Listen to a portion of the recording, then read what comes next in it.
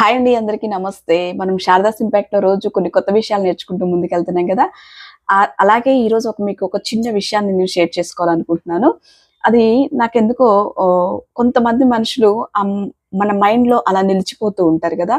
అలా నిలిచిపోయిన వ్యక్తులు ఈరోజు మిమ్మల్ని నేను షేర్ చేసుకోవాలనుకుంటున్నాను. మీతో షేర్ చేసుకోవాలనుకుంటున్నాను. అదేంటి అంటే నేను ఒక ఫంక్షన్‌కెళ్ళటం జరిగింది. ఆ ఫంక్షన్ ఏంటి అంటే గృహప్రవేశ ఫంక్షన్. గృహప్రవేశ ఫంక్షన్‌లో ఫస్ట్ ఏం చేస్తారు అనంటే, గోవుని పూజ చేసి గోవుకి ఇల్లంతా తిప్పుతూ ఉంటారు కదా! గోమాతని ఇల్లంతా తిప్పినప్పుడు గోవు ఏం చేస్తుందంటే, ఆ మనిషిని చూసి భయపడో ఆ కొత్త ఇంట్లో కంపల్సరీగా ఆవు పెండ అనేది పెడుతుంది.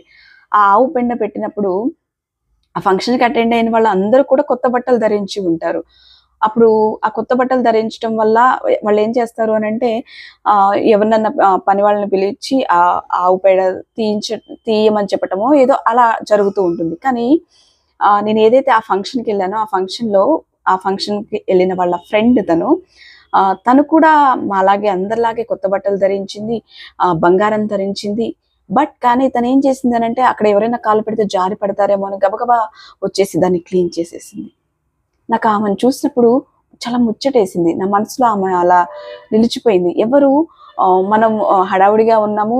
వేరే వాళ్ళొచ్చి క్లీన్ చేస్తారు. క్లీన్ చేయించుదాము అనే ఆలోచనలోనే ఉంటూ ఉంటారు. కానీ తను గబగబా వచ్చి దాన్ని క్లీన్ చేయటం నాకు ఎంతో ఆనందంగా అనిపించింది.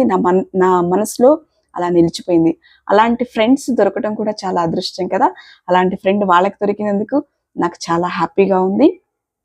ఇలా మీ మైండ్‌లో ఎవరైనా నిలిచిపోయారా?